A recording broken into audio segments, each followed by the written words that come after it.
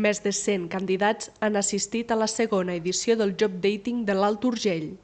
En la proposta, que es basa en entrevistes breus, hi ha participat 19 empreses, la gran majoria de la comarca, tot i que també hi ha assistit un negoci de la Cerdanya i un d'Andorra.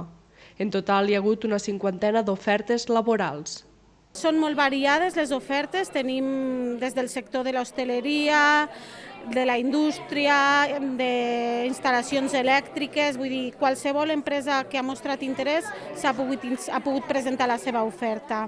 La iniciativa ha volgut promoure la participació d'estudiants, els quals normalment cobreixen ofertes d'estiu.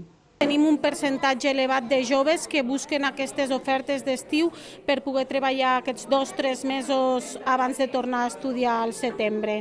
Per tant, estem contents i en fem una valoració molt positiva. Creiem que ha sigut un encert celebrar-lo ara en aquestes dates per facilitar que puguin venir els estudiants. El Job Dating complementa el workshop ocupacional que aquest octubre celebrarà la 10a edició.